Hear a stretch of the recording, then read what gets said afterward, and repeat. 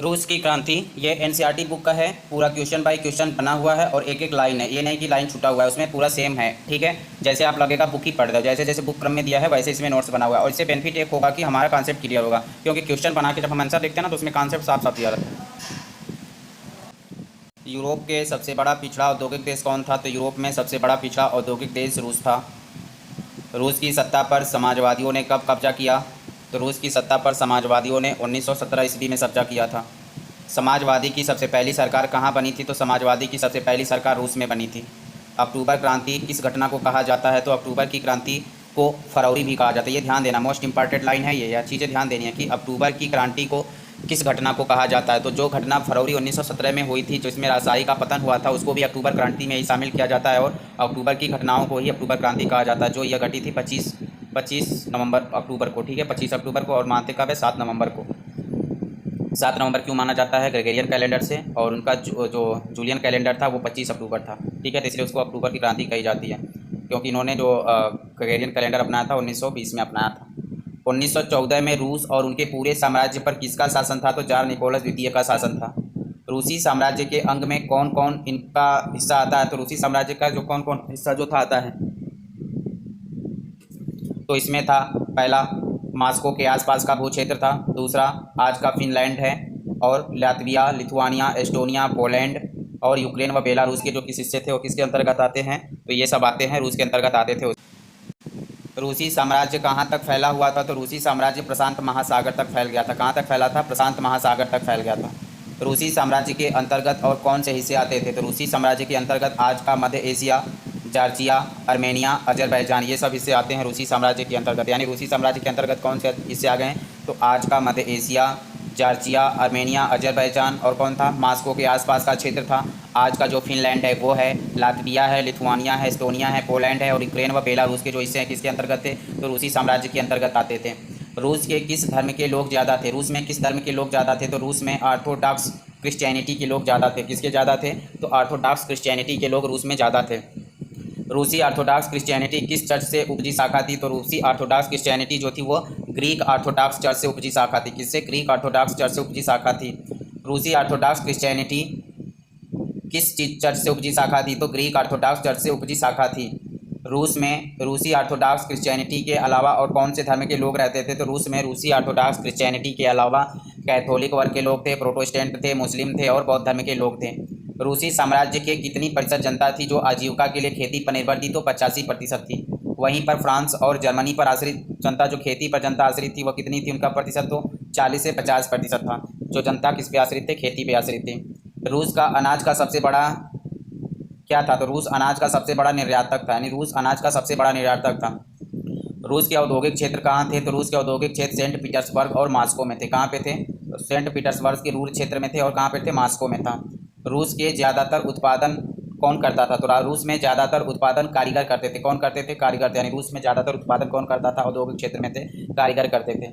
कारीगरों के वर्कशॉप के साथ साथ क्या मौजूद था? तो कारीगरों के वर्कशॉप के साथ साथ बड़े बड़े कल कारखाने भी मौजूद थे। क्या थे? कारीगरों के वर्कशॉप, यानी रूस में जो उत्पादन किया जाता था औद्योगिक क्षेत्र में, तो सबसे ज़्यादा उत्पादन कारीगर करते थे, और कारीगरों का तो वर्कशॉप होता था। कारीगरों का क्या होता था? कारीगरों के लिए वर्कशॉप होता था। तो कारीगरों के वर्कशॉप के साथ साथ क्या मौजूद थे? तो कारीगरों के वर्कशॉप के साथ साथ बड़े बड़े कारखाने मौजूद होते थे।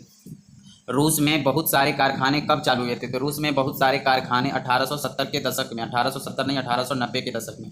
कब चालू हुए? तो 1890 के दशक में चालू हुए थे। रूस में रेल का नेटवर्क और निवेश कब फैलाया गया था? 1890 में फैलाया गया था। यानी जब 1890 में रूस में नेटवर्क और निवेश फैलाया गया, रेलवे का नेटवर्क और निवेश को फैलाया गया, तो इस वृद्धि के कारण क्या हुए? तो रूस के किन क्षेत्रों में वृद्धि देखने को मिलती है? तो कोयला उत्पादन में 2 गुना वृद्धि देखने को मिला, और स्टील के उत्पादन में 4 गुना वृद्धि देखने को मिलता है। कब? जब 1890 में रेलवे में और निवेश में विस्तार किया गया तब।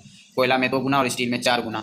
इस समय तक रूस में कारीगरों और कारखानों की संख्या बराबर हो गई थी। तो रूस में 1900 ईस्वी तक आते आते कारीगरों और कारखानों की संख्या क्या हो गई थी? बराबर हो गई थी। रूस के ज़्यादातर कारखानों की सभी निजी संपत्ति किसकी थी? तो किसकी निजी संपत्ति थी? कारखाने किसकी निजी संपत्ति थी? तो ज़्यादातर कारखाने जो थे वो उद्योगपतियों की संपत्ति थी। सरकारी विभाग बड़ी फैक्ट्रियों पर नज़र रखते थे, यानी सरकारी विभाग बड़ी फैक्ट्रियों पे नज़र क्यों रखते थे? तो मजदूरों का न्यूनतम वेतन और काम करने का पाली को ध्यान रखते थे, यानी काम करने के पाली को ध्यान रखते थे, इसलिए सरकारी अधिकारियों की नियुक्ति की गई थी। कारीगरों की इकाइयों और वर्कशॉप में काम की पाली प्रायः कितने घंटे तक चली जाती थी? तो कारीगरों की इकाइयों और वर्कशॉप में काम की पाली 15 घंटे तक चली जाती थी। यानी कारीगरों का वर्कशॉप होता था, उसमें काम करने की पाली लगभग 15 घंटे तक चली जाती थी। और कारखानों में मजदूर कितने घंटे तक काम करते थे? तो कारखानों में मजदूर 10 से 12 घंटे काम करते थे, जबकि कारीगरों की इकाइयों जहां वर्कशॉप में काम करते थे उनका 15 घंटे तक काम चला जाता था। मजदूरों को रहने के लिए किसकी व्यवस्था की गई थी? तो मजदूरों को रहने के लिए डॉर्मिटरी और कमरों की व्यवस्था की गई थी। किस स्तर पर समाज बटा हुआ था? तो किस स्तर पर? तो सामाजिक स्तर पर मजदूर जो थे वो बटे हुए थे। 1914 में फैक्ट्री में मजदूरों में औरतों की संख्या कितने प्रतिशत थी? तो 1914 में फैक्ट्री मजदूरों में औरतों की संख्या 31% थी। कितनी थी? 31% थी। औरतों को मर्दों के मुकाबले कितनी तनख्वाह मिलती थी? तो आधे से 3/4 तक मिलती थी। मजदूरों ने पहला कपड़ा मिल हड़ताल कब किया था? तो मजदूरों ने पहला कपड़ा मिल हड़ताल 1896-97 में किया था। धातु उद्योग में हड़ताल कब देखने को मिलता है? तो धातु उद्योग में हड़ताल 1902 में देखने को मिलता है। यानी कपड़ा मिल में हड़ताल 1896-97 में, कपड़ा मिल में 96, कपड़ा मिल में 96, कपड़ा मिल 96, कपड़ा मिल 96, कपड़ा मिल में 1896-97 में। कपड़ा मिल में कब आंदोलन हुआ था? 1896-97 में हुआ था, ध्यान रखना।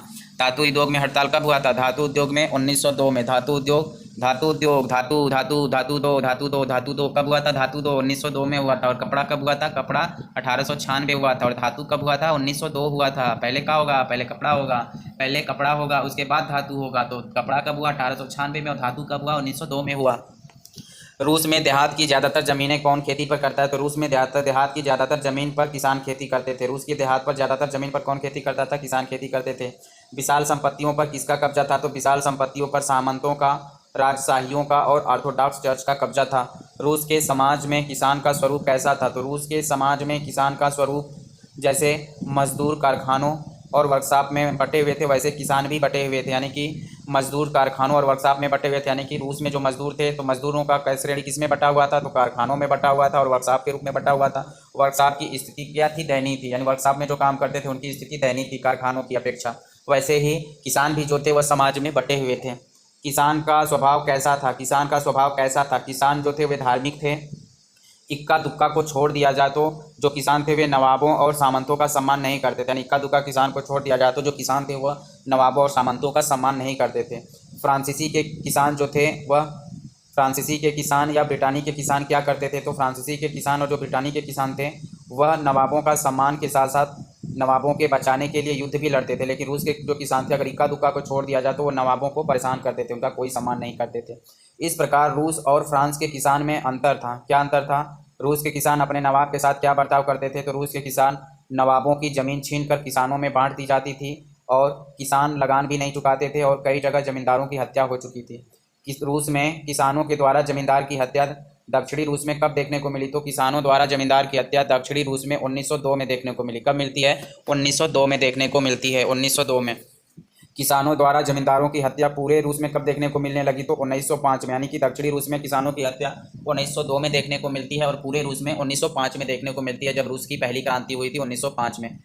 रूसी किसान यूरोप के बाकी किसानों से किस तरह भिन्न थे? तो रूसी किसान अपना जमीन कम्यून को सौंप देते थे। इस आधार पर वह क्या थे? बाकी यूरोपीय किसानों से भिन्न थे। मीर जमीन को क्या करते थे? यानी मीर जो कम्यून थे, जो कम्यूनों को किसान जमीन सौंप देते थे तो ये कम्यून जो थे वो जमीन को क्या करते थे? तो प्रत्येक परिवार को ज़रूरत के हिसाब से ज़मीन किसानों को बांट दी जाती थी। यानी कि जब कम्यून जो थे अगर उनको किसान ज़मीन दे देते थे तो कम्यून क्या करते थे कि उस ज़मीन को फिर ज़रूरत के हिसाब से लोगों को बांटी जाती थी। समाजवादी कार्यकर्ता अलेक्जेंडर स्लाइपनियोक की कौन सी पुस्तक लिखी? अलेक्जेंडर स्लाइपनियोक ने। समाजवादी कार्यकर्ता कौन था? अलेक्जेंडर स्लाइपनियोक था। कौन था? स्लाइपनियोक। अलेक्जेंडर ने कौन सी पुस्तक लिखी थी? On the of. क्या लिखी थी? On the of 1970। Reminiscences लिखी थी। From the revolutionary underground. On the of 1970, on the of 1917, on the of 1917 reminiscences of आप लिखा है।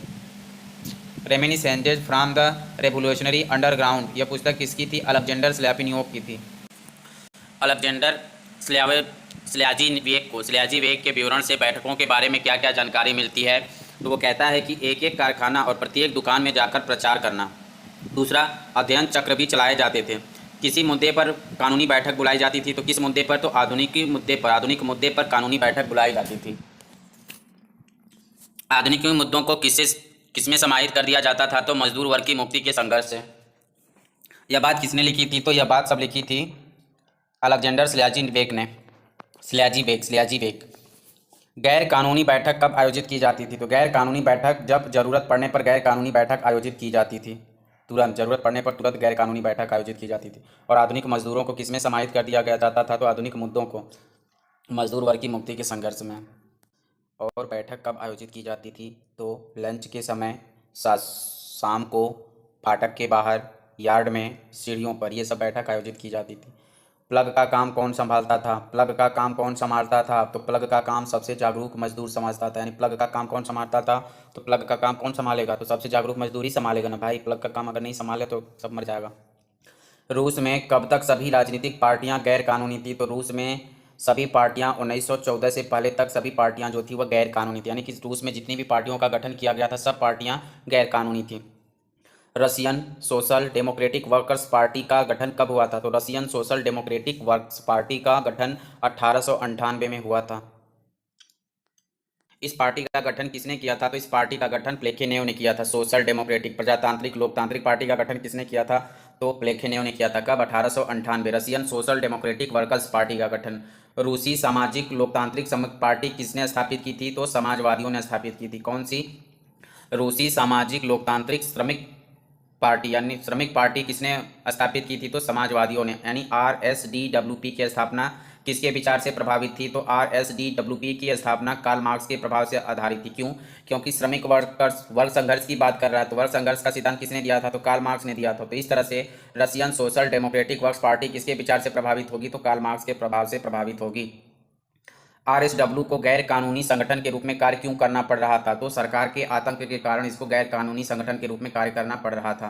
कुछ समाजवादियों का क्या मानना था? तो कुछ समाजवादियों का मानना था कि मजदूर नहीं बल्कि किसान क्रांति लाएंगे। कौन इसका मानना था कि मजदूर नहीं बल्कि किसान क्रांति लाएंगे? कुछ समाजवादियों का मानना था, किसी एक समाजवादी का नहीं मानना था। कुछ समाजवादियों का मानना था कि केवल मजदूर नहीं बल्कि किसान क्रांति लाएंगे। समाजवादी का ऐसा मानने का आधार क्या था? कि किस आधार पे मानते थे कि किसान क्रांति लाएंगे? तो उनका यह मानने का आधार था क्योंकि किसान जो है वह समय समय पर जमीन क्या करते हैं? बांटते हैं। इस आधार पे कहा गया था।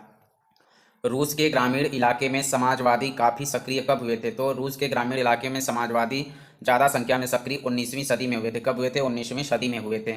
सोशलिस्ट रेवोल्यूशनरी पार्टी का गठन कब किया गया था? तो सोशलिस्ट रेवोल्यूशनरी पार्टी का गठन 1900 में किया गया था। कब किया गया था? 1900 में किया गया था। सोशलिस्ट रेवोल्यूशनरी पार्टी का विचार किससे था? तो वामपंथी से जुड़ा हुआ था। किससे जुड़ा हुआ था? वामपंथी से जुड़ा हुआ था। वामपंथी का जन्म कहाँ पे होता है? तो वामपंथी का जन्म फ्रांस की क्रांति में होता है। और वामपंथी का विकास किस क्रांति में होता है? तो रूस की क्रांति में होता है। तो इसी तरह सोशलिस्ट रिवोल्यूशनरी पार्टी का गठन किस विचार पे? वामपंथी विचार पे किया गया था। कब? 1900 में। समाजवादी क्रांतिकारी पार्टी ने किसके अधिकारों के लिए संघर्ष किया था? तो समाजवादी क्रांतिकारी पार्टी ने किसानों के अधिकार के लिए संघर्ष किया था। किसके अधिकारों के लिए? किसान के अधिकारों के लिए संघर्ष किया था। कौन सी? समाजवादी क्रांतिकारी। किसानों का किसानों का दूसरा अधिकार के लिए क्या मांग रखा गया था? तो किसानों का दूसरा अधिकार के लिए मांग रखा गया था कि सामंतों के कब्जे वाली जमीन किसानों को दे दी जाए। किस विचार पर सोशल डेमोक्रेट और सोशल रिवोल्यूशनरी एक मत नहीं थे? तो जो सोशल डेमोक्रेट पार्टी थी और सोशल रिवोल्यूशनरी पार्टी थी वह किसानों के ऊपर एक मत नहीं थी, क्योंकि कुछ समाजवादी जो थे वह सोचते थे कि किसान क्रांति लाएंगे। जैसे सोशल रिवोल्यूशनरी थी वह सोचती थी किसान क्रांति लाएंगे, लेकिन जो सोशल डेमोक्रेट था वह सोचता था कि मजदूर क्रांति लाएंगे। इस विचार पर ये दोनों मतभेद था इनके। इस मतभेद का विचार का आधार क्या था? कि किसानों में एकजुटता नहीं है। क्या कहते थे? कि किसानों में एकजुटता नहीं है। कौन कह रहा था? तो भाई जो किसानों का समर्थन नहीं कर रहा है ना, सोशल डेमोक्रेट जो था वो क्या कह रहा है? कि किसानों में एकजुटता नहीं है। और उनको एकजुटता कहाँ देखने को मिलती है? तो मजदूरों में देखने को मिलती है।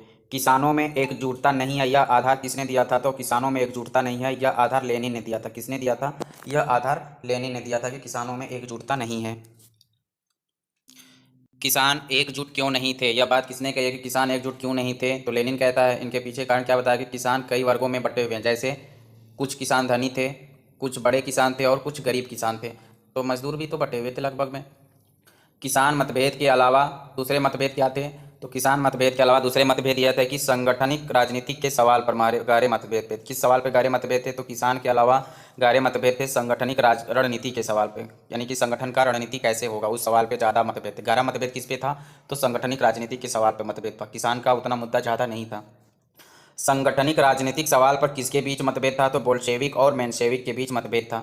बोल्शेविक क्या मत रखते थे? तो बोल्शेविक कहते थे कि पार्टी अत्यंत अनुशासित होनी चाहिए और सदस्यों और उनकी संख्या व स्तर पर पार्टी का नियंत्रण होना चाहिए। सदस्यों और उनकी संख्या व उनके स्तर पर किसका नियंत्रण होना चाहिए? पार्टी का नियंत्रण होना चाहिए। और इसमें एक शब्द और जोड़ेंगे तो इसमें बोल्शेविक जो थी वो बोलती थी कि पार्टी में केवल क्रांतिकारी ही होने चाहिए। क्या बोलती थी? केवल उसमें क्रांतिकारी ही होनी चाहिए इसमें। और मेंशेविक क्या मत रखते थे? तो मेंशेविक मत रखते थे कि पार्टी में सभी को सदस्यता दी जानी चाहिए। बोल्शेविक का मुखिया कौन था? तो बोल्शेविक का मुखिया लेनिन था। बोल्शेविक का मुखिया लेनिन था।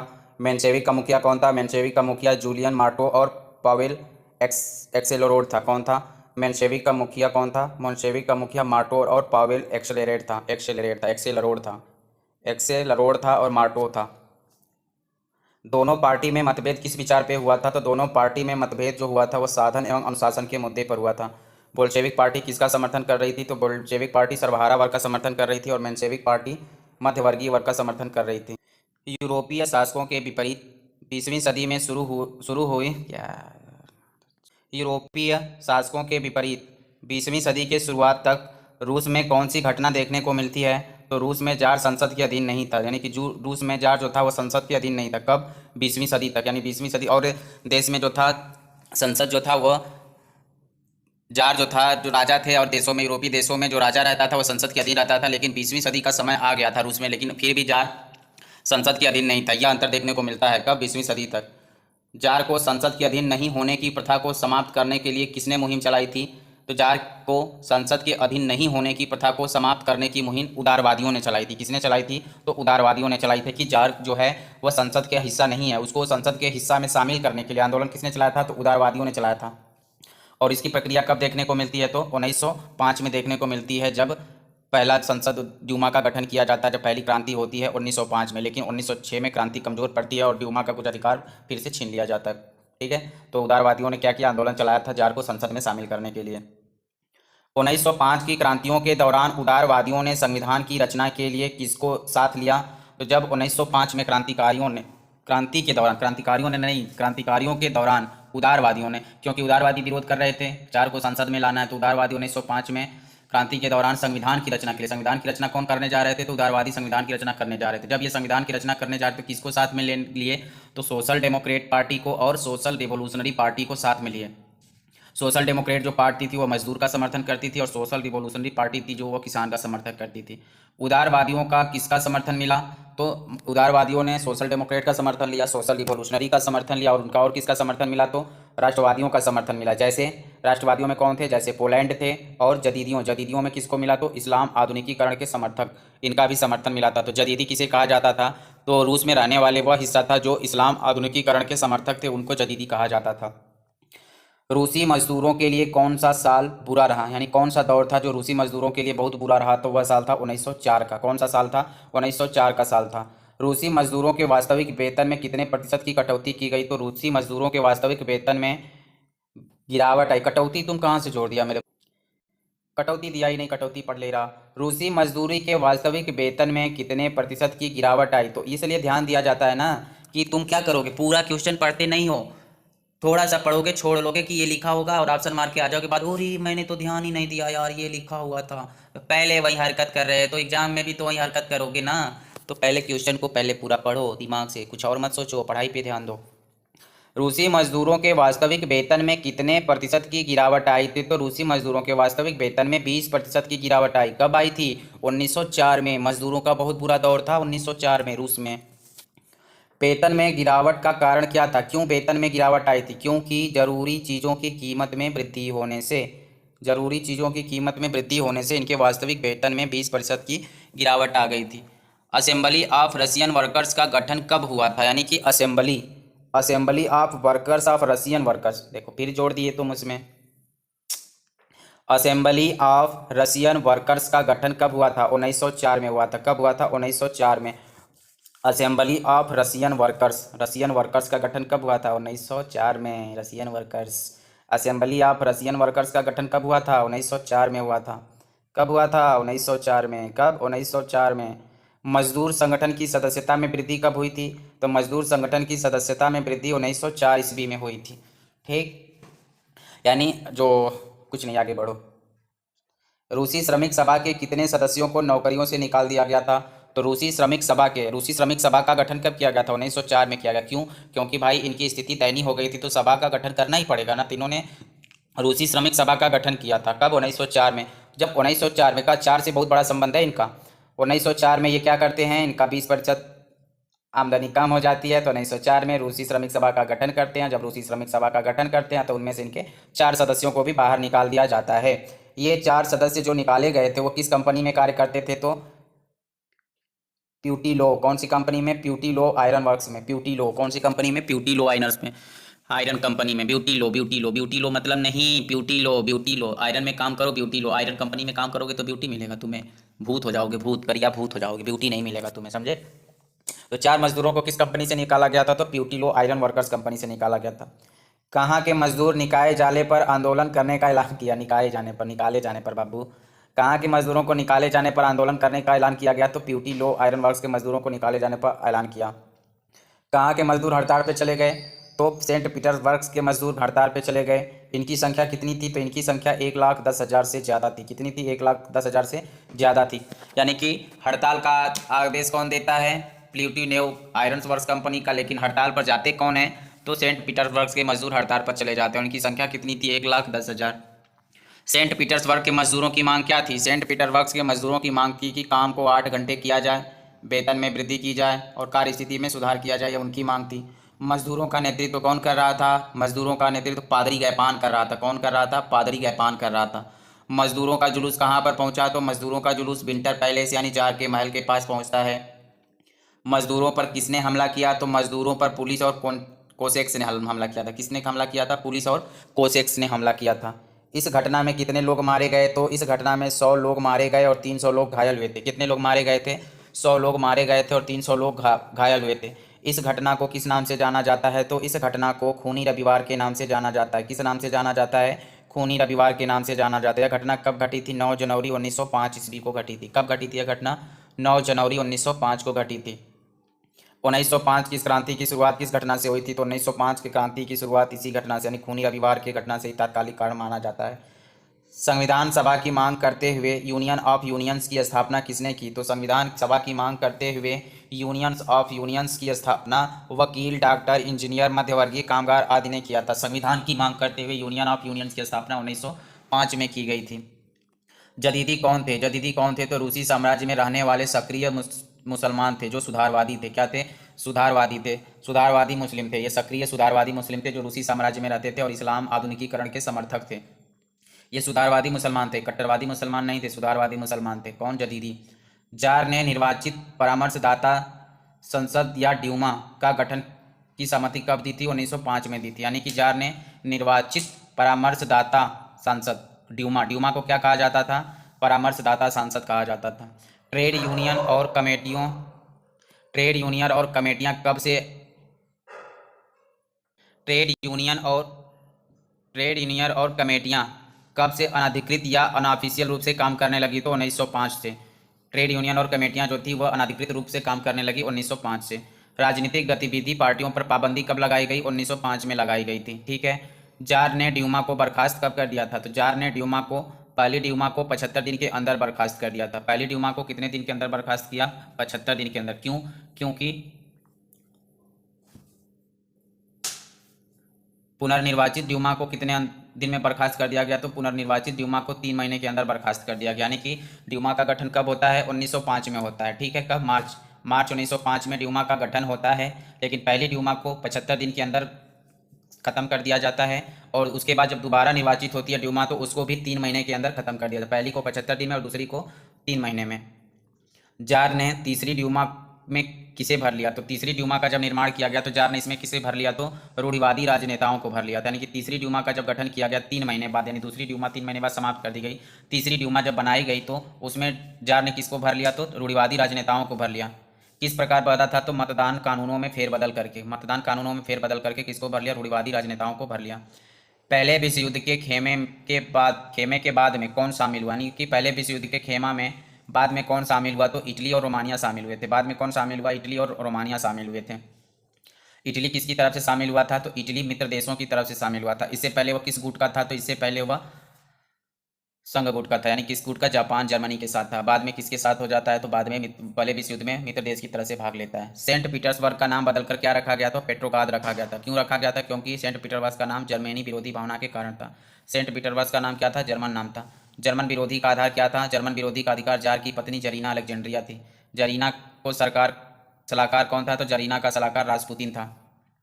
प्रथम विश्व युद्ध के समय कहाँ पर लड़ाई भिन्न थी? तो प्रथम विश्व युद्ध के समय पूर्वी मोर्चे और पश्चिमी मोर्चे पर लड़ाई भिन्न भिन्न ढंग से लड़ी जा रही थी।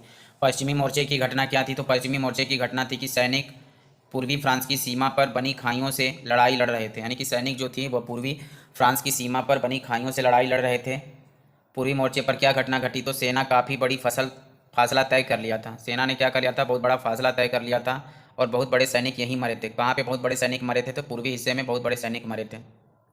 रूसी सेनाओं को कहाँ पराजय झेलनी पड़ी थी? तो रूसी सेनाओं को जर्मनी और ऑस्ट्रिया में पराजय झेलनी पड़ी थी। रूसी सेनाओं को कहाँ पर पराजय झेलनी पड़ी? तो ऑस्ट्रिया और जर्मनी में हार झेलनी पड़ी थी। कब? 1914-1916 में। रूस के 1917 तक कितने लोग मारे जा चुके थे? तो रूस के 1917 तक 70 लाख लोग मारे जा चुके थे। रूस में 30 लाख से ज़्यादा शरणार्थी होने के कारण क्या थे? रूस में 30 लाख से ज़्यादा शरणार्थी होने का कारण था कि फसलों और इमारतों का नष्ट होना। जब रूस में फसलों और इमारतों क्या हो गई थी? नष्ट हो गई थी, तो इससे जो रूस के 30 लाख लोग थे वह शरणार्थी हो गए। रूस को किस रास्ते से विदेशी औद्योगिक सामान आते थे? तो रूस को बाल्टिक समुद्र के रास्ते, यानी बाल्टिक समुद्र के रास्ते विदेशी औद्योगिक सामान आते थे। बाल्टिक समुद्र पर किसने कब्जा कर लिया? तो बाल्टिक समुद्र पे जर्मनी ने कब्जा कर लिया। बाल्टी भर भर के रूस को सामान आते थे, औद्योगिक सामान कहाँ से? पश्चिमी देशों से, विदेशों से आते थे। तो बाल्टिक देश पर किसने कब्जा कर लिया? जर्मनी ने कब्जा कर लिया। रूस कब रेलवे लाइन टूटने लगी? तो रूस की रेलवे लाइन 1916 में टूटने लगी थी। रूस की रेलवे लाइन कब टूटने लगी? 1916 में। शाही रूसी सेना को क्या कहा जाता था? तो शाही रूसी सेना को स्टीम रोलर कहा जाता था। शाही रूसी सेना को क्या कहा जाता था? स्टीम रोलर कहा जाता था। शाही रूसी सेना ने किसे समर्थन दिया? तो शाही रूसी सेना ने क्रांतिकारियों का समर्थन दिया। शाही रूसी सेना ने किसका समर्थन दिया? क्रांतिकारियों का समर्थन दिया। राजधानी पेट्रोग्राड की हालात कब खराब हो गए? तो राजधानी पेट्रोग्राड की हालात 1917 में खराब हो गए थे। मजदूरों के क्वार्टर और कारखाने किस नदी पर बने थे? तो मजदूरों के क्वार्टर और कारखाने नेवा नदी के दाएं तट पर बने थे। मजदूरों के क्वार्टर और कारखाने कहाँ पर बने थे? तो नेवा नदी के दाएं तट पर बने थे। नेवा नदी के दाएं तट पर। नेवा नदी के दाएं तट पर क्या थे? तो फैशन बाएं तट पर क्या थे? तो फैशनेबल इलाके थे, विंटर पैलेस था और सरकारी इमारत। ये कहाँ थी? बाएं तट पर थी। बाएं साइड में क्या था? बाएं साइड में सुंदर सुंदर चीज़ें थी। और दाहिने तट में क्या था? दाहिने तट में क्या था? मजदूरों के क्वार्टर और कारखाने थे। और दाएं बाएं में कंफ्यूज होगा तो दाएं बाएं कैसे क्लियर करेंगे बताओ? मैं नेवा नदी के तट पर खड़ा हूँ, ठीक, नेवा नदी के बीच में खड़ा हूँ, ठीक है, नेवा नदी के बीच में पुल पर खड़ा हूँ। तो नेवा नदी के दाएं क्या है? नेवा नदी के दाएं मजदूरों का क्वार्टर और कारखाना है। क्या है? मजदूरों का क्वार्टर और कारखाना है। वहाँ पे क्वार्टर है, वहाँ पे खटाल है। ये कहाँ पे? दाहिने साइड में। और बाएं साइड में क्या हो जाएगा? बाएं साइड में फैशनेबल इलाके हैं, विंटर पैलेस है और सरकारी इमारत है। हम जहाँ भी खड़े हो जाएं। दाहिने साइड में क्या है? दाहिने साइड में मजदूरों का कारखाना है और क्वार्टर है और बाएं साइड में महल है। ये सब चीज़ें हैं, ठीक है। मैं दाहिने साइड खड़ा हो गया, ठीक, ओके। मैं किधर चेहरा करके खड़ा हूँ? तो मैं चेहरा पुल की तरफ करके खड़ा हूँ। पुल की तरफ, किसकी तरफ? पुल की तरफ खड़ा किया हूँ। जार द्वारा ड्यूमा को भंग करने का विरोध कौन कर रहा था? तो जार द्वारा ड्यूमा को भंग करने का विरोध संसदीय प्रतिनिधि कर रहे थे। कौन कर रहे थे? संसदीय प्रतिनिधि कर रहे थे। संसदीय प्रतिनिधि विरोध क्यों कर रहे थे? तो संसदीय प्रतिनिधि विरोध इसलिए कर रहे थे कि ताकि निर्वाचित सरकार बची रहे। 22 फरवरी की घटना क्या कहलाती है? तो 22 फरवरी की घटना रेवा नदी के दाएं तट पर स्थित फैक्ट्री में तालाबंदी घोषित की जाती है। यानी 22 फरवरी की घटना क्या कहलाती है? तो 22 फरवरी को रेवा नदी के दाहिने तट पर स्थित फैक्ट्री में तालाबंदी घोषित की जाती है। 50 फैक्ट्रियों के मजदूरों में हड़ताल का ऐलान किया। तो 50 फैक्ट्रियों के मजदूरों ने हड़ताल का ऐलान कब किया है? 23 फरवरी को किया है। 22 फरवरी को नेवा नदी के तट पर जो फैक्ट्री स्थित थी उसमें ताला बंद किया जाता है और 23 फरवरी को मजदूरों ने हड़ताल का ऐलान किया था, ठीक। अंतर्राष्ट्रीय महिला दिवस किस दिन को मनाया जाता है? तो अंतर्राष्ट्रीय महिला दिवस 23 फरवरी को या 8 मार्च को। तो 23 फरवरी क्या है? ये 23 फरवरी तुम्हारा जूलियन कैलेंडर है और ये 8 मार्च ग्रेगोरियन कैलेंडर है। आंदोलनकारी जनता बस्ती पार करके कहाँ पहुँच गई? आंदोलनकारी जनता बस्ती पार करके राजधानी के बीचों बीच नेवेस्की प्रोस्पेक्टस में पहुँच गई। कहाँ पहुँच गई? नेवेस्की प्रोस्पेक्ट में पहुँच गई थी। आंदोलनकारी जनता नेवेस्की प्रोस्पेक्ट में पहुँच गई। इस आंदोलन का नेतृत्व कौन पार्टी कर रही थी? तो इस आंदोलन का नेतृत्व कोई भी पार्टी सक्रिय रूप से नहीं कर रही थी। सरकार ने कर्फ्यू कब लगाया? तो सरकार ने कर्फ्यू कब लगाता है? तो सरकार जो थी जब आंदोलनकारी फैशनेबल शहर और सरकारी इलाकों को घेर लिया तब क्या करती थी? सरकार ने इस पर कर्फ्यू लगा दिया। ठीक। और यह पार्टी जो थी, कोई पार्टी इनका समर्थन अभी सक्रिय रूप से भाग नहीं ली थी, भले निष्क्रिय रूप से भाग ले रही थी, लेकिन सक्रिय रूप से कोई पार्टी इनका साथ नहीं दे रही थी। सरकार ने प्रदर्शनकारियों पर नज़र रखने के लिए किसकी तैनाती की? तो सरकार ने प्रदर्शनकारियों पर नज़र रखने के लिए घुड़सवार सैनिक और पुलिस की तैनाती की। किसकी तैनाती की? तो घुड़सवार सैनिक और पुलिस की तैनाती की। भीड़ को तीतर बितर कब किया गया? तो भीड़ को तीतर बितर 23 फरवरी को किया गया था। भीड़ फिर से कब इकट्ठा होने लगी? तो भीड़ 24 और 25 फरवरी को फिर से इकट्ठा होने लगी। सरकार ने ड्यूमा को कब बर्खास्त किया? तो सरकार ने ड्यूमा को 25 फरवरी रविवार को बर्खास्त कर दिया था। कब? 25 फरवरी रविवार को ड्यूमा को बर्खास्त कर दिया। 26 फरवरी को क्या हुआ? तो प्रदर्शनकारी बाएं तट पर इकट्ठा हो गए। कहाँ पर इकट्ठा हो गए प्रदर्शनकारी? बाएं तट पर। 27 फरवरी की घटना क्या कहलाती है? तो 27 फरवरी की घटना पुलिस मुख्यालय पर हमला। 27 फरवरी की घटना पुलिस मुख्यालय पर हमला, यानी 27 पुलिस 27 पुलिस 27 फरवरी पुलिस 27 फरवरी पुलिस 27 पुलिस 27 पुलिस 27 पुलिस 27 फरवरी पुलिस 27 फरवरी पुलिस 26 फरवरी प्रदर्शन बाएं तट पर इकट्ठा, 26 फरवरी बाएं तट पर इकट्ठा, बाएं तट पर इकट्ठा 24 24 24 24 26 26 बाएं तट पर इकट्ठा। 27 फरवरी को पुलिस पर हमला हुआ था, पुलिस पर हमला हुआ था। पुलिस मुख्यालय पर हमला कब हुआ? 27 फरवरी को। बाएं तट पर कब इकट्ठा हुए? 26 को। 24 फरवरी 25 फरवरी को फिर से इकट्ठा हुए। 23 को तीतर बितर हो गई। 23 को तीतर 23 तीतर बितर 23 तीतर बितर 23 तीतर बितर 23 क्या तीतर बितर हुए? 23 को तीतर बितर हुए थे। 23 को तीतर बितर हुए थे। 23 को क्या हुए थे? तीतर बितर हुए थे। 23 को तीतर बितर हुए थे। 23 को तीतर बितर हुए थे। हड़ताल का ऐलान हुआ था। हड़ताल का ऐलान हुआ था। हड़ताल का ऐलान हुआ था। 22 को क्या हुआ था? 22 को दाएं तट पर स्थित फैक्ट्री में तालाबंदी घोषित हुई थी। 22 को दाएं तट पर तालाबंदी घोषित हुई। 23 को तीतर बितर हुए थे। 50 फैक्ट्री ने हड़ताल किया था। टोंडो टोंडो हड़ताल हुआ था। 24-25 को क्या हुआ था? फिर से इकट्ठा हुई। 26 को बाएं तट पे। 27 को पुलिस पे हमला। 27 पुलिस पुलिस पुलिसिया 27 पुलिसिया 27 पुलिसिया पे हमला हुआ। 27 पुलिसिया पे हमला हुआ। 27 पुलिसिया पे हमला हुआ। 27 पुलिसिया पे हमला हुआ। लोगों ने किस अधिकार के लिए नारे लगा रहे थे? तो लोग रोटी के लिए, तनख्वाह के लिए, काम के घंटे में कमी के लिए और लोकतांत्रिक अधिकार के लिए नारे लगा रहे थे। सरकार ने स्थिति पर नियंत्रण के लिए क्या किया? सरकार ने स्थिति पर नियंत्रण के लिए घुड़सवार सैनिक की तैनाती की थी। किस सैनिक की तैनाती की थी? घुड़सवार सैनिक की तैनाती थी। घुड़सवार सैनिक ने क्या किया? घुड़सवार सैनिक ने भीड़ पर गोली चलाने से इनकार कर दिया। क्या कर दिया? भीड़ पर गोली चलाने से इनकार कर दिया। रेजिमेंट पर गोली किसने चलाया? रेजिमेंट अफसर पर गोली किसने चलाया था? गुस्साए सिपाहियों ने चलाया था, जो काम इंडिया में हुआ था।